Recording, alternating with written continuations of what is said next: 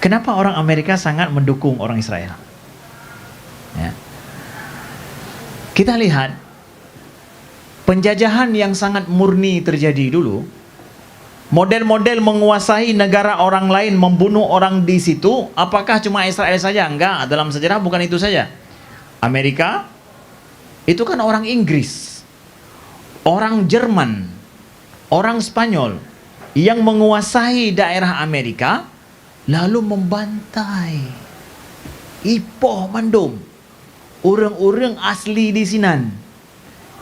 Karena berhasil ipoh mandum orang di sinan, makanya awalnya ji pegat nanggro geroi dan aman hanapi hadubit.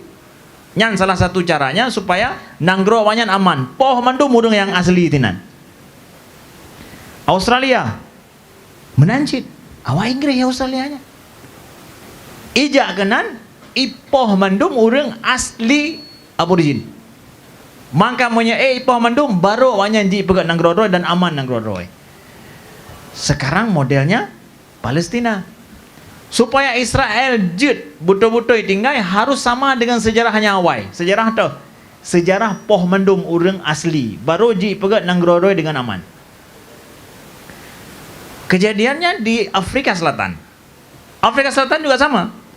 Afrika Selatan awak Inggris awak penjajahannya ijau Afrika Selatan dengan cara apa? Menguasai Afrika Selatan. Kemudian mereka lah yang berkuasa. Ipegatlah apa namanya yang kulit putih, kulit hitam tidak sama. Bacut-bacut awalnya ipoh orang apa? Orang hitam. Tapi orang hitam di sana buat perlawanan. Mereka buat perlawanan gara-gara mereka melakukan perlawanan dan berhasil, akhirnya negara kulit putih enggak berhasil dibuat di Afrika Selatan. Bahkan orang kulit putih harus peluang meluang. Padahal mereka dulu sebelum itu berkuasa di sana. Dan ini dipelajari oleh orang Israel dan juga oleh orang Palestina. Menyehana yang berlawan awaknya, maka tanya akan habis mendung. Sama lagi Australia, sama lagi di sini. Yang lu pegang habarnya bahasa Aceh karena diterjemah oleh Google ndre.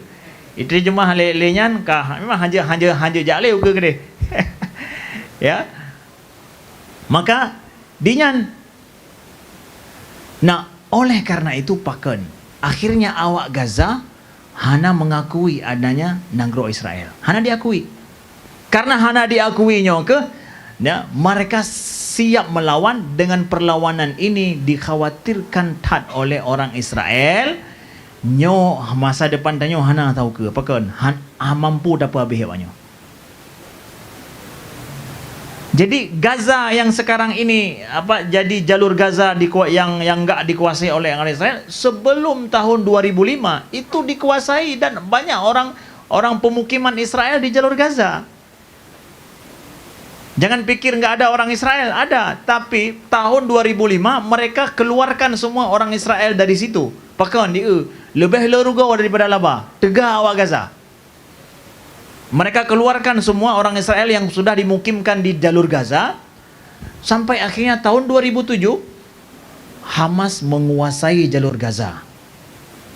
Ketika Hamas menguasai jalur Gaza, Israel mengatakan jalur Gaza adalah wilayah musuh Israel.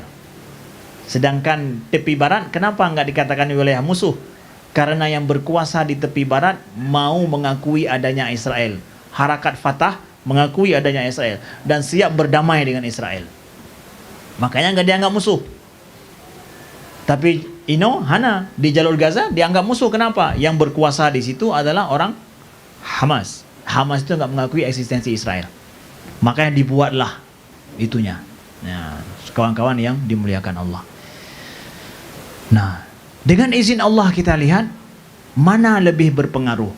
Yang mengakui ada Israel akan lebih berhasil mendirikan negara Palestina atau yang tidak mengakui adanya Israel. Toh yang berpengaruh. Ini kedua-dua kita lihat sejarah membuktikan mana yang lebih ditakuti oleh orang Israel. Mana yang menjual negerinya, mana yang membela negerinya. Kalau memang orang Israel menginginkan orang Palestina mengakui mereka, oke, sudah ada itu. Karena saya selalu bilang, salah orang Hamas karena enggak mengakui adanya Israel. Hai, kenapa Hamas mentang orang Palestina? Jalur Gaza apa di tepi baratnya nah, orang Palestina cit. Orang Palestina juga sudah mengakui Israel. Mana orang Fatah? Puka pegak ngangan dengan awak Fatah. Kapulamin. Ipelamin kan? Semakin hari semakin ipurugo. Presiden Palestina cuma boneka saja. Gupegah apa siapa hanjut. Ho gadah ju. Bahkan Yasir Arafat maaf cakap diracuni oleh Israel lagi. Jadi mana pilihan orang Palestina? Wahai Israel, ketika orang mengakuimu sebagai sebagai negara, tapi ternyata tidak ada harapan di sana. Lalu harapannya di mana? Ya tidak mengakuilah akhirnya. Kedua-dua ada. Nah, begitu. Jadi jangan salahkan orang Palestina ketika tidak mengakui eksistensi Israel, karena Israel tidak menghargai adanya orang Palestina di situ, justru banyak membunuh mereka. Ya, begitu kawan-kawan yang dimuliakan Allah. Jadi ini adalah bukan teroris mereka, tapi adalah gerakan yang ingin membebaskan negara Palestina itu sendiri yang dirampas sedikit demi sedikit oleh gerakan Zionis. Jadi the problem is not with the Jewish, the problem is with the Zionism. The problem of Palestine and all of Muslim over the world with the Zionism, not with the Jewish. We respect Jewish as long as they respect ours. Our religion and our right. We respect them. Not problem with the Jewish. The problem is with Zionism as the colonialism in this century. Nyan kena belum pegah bawa nyan. Jadi baik pegah apa pegah nyan. Nyok ke pegah mandu. Ya, benar matang. Terima kasih. Baik.